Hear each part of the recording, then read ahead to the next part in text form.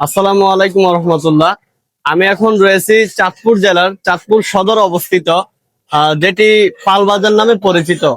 আর আজকের এই ভিডিওতে থাকছে পালবাজারের ইতিহাস, ঐতিহ্য এবং আদার্স বিষয়বস্তুগুলো নিয়ে।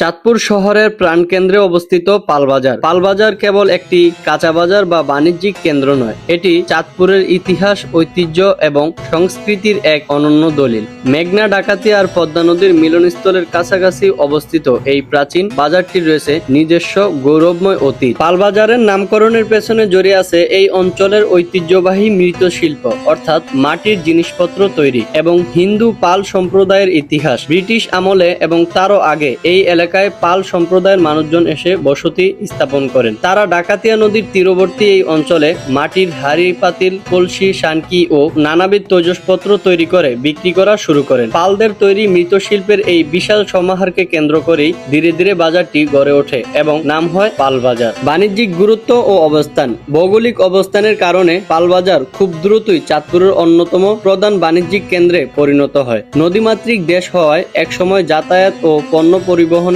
প্রধান মাধ্যম ছিল নৌকা ও লঞ্চ। ডাকাতিয়া নদীর কুল ঘেঁষে গড়ে ওঠায় দেশের বিভিন্ন প্রান্ত, বিশেষ করে ঢাকা, নারায়ণগঞ্জ ও বরিশাল থেকে খুব সহজেই এখানে পণ্য ক্রয় এবং বিক্রয় করা যেত। ঐতিহ্যবাহী ইলিশের বাজার চাঁদপুরকে বলা হয়, আর এই ইলিশ ঐতিহ্যের এক বড় অংশ জুড়ে আছে পালবাজার। চাঁদপুরের বড় স্টেশন মাছঘাটের পাশাপাশি পালবাজারও তাজা ইলিশের জন্য বিখ্যাত।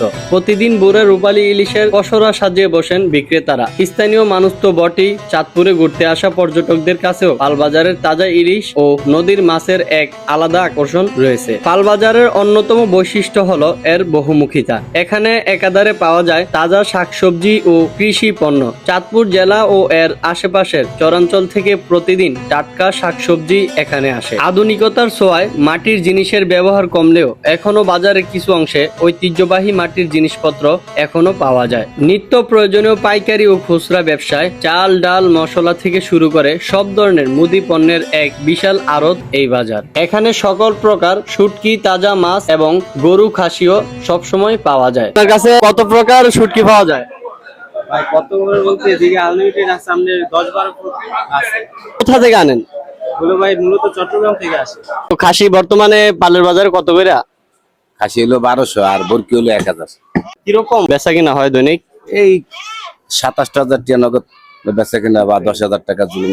পালবাজার শুধু কেনাবেচার জায়গা নয়, এটি চাঁদপুরের মানুষের মিলন মেলা। যুগের পর যুগ ধরে এই বাজারে হিন্দু, মুসলিম সহ সব ধর্ম ও বর্ণের ব্যবসায়ী ও ক্রেতারা মিলেমিশে ব্যবসা করে আসছেন। প্রাচীন এই বাজারটির অলিগলি, পুরনো দালান কোঠা আর ব্যবসায়ীদের চিরচেনা হাকডাকের মধ্যে চাঁদপুরের এক আদিম সামাজিক রূপ খুঁজে পাওয়া যায়। সময়ের সাথে সাথে পালবাজারের অবয়ব বদলেছে, আধুনিকতার ছোঁয়া লেগেছে, কিন্তু চাঁদপুরের মানুষের আবেগ, ঐতিহ্য এবং অর্থনৈতিক সমৃদ্ধির প্রতীক হিসাবে পালবাজার আজও তার গৌরব ধরে রেখেছে। চাঁদপুরকে কাছ থেকে জানতে হলে পালবাজারের ইতিহাসকে জানা অত্যন্ত জরুরি।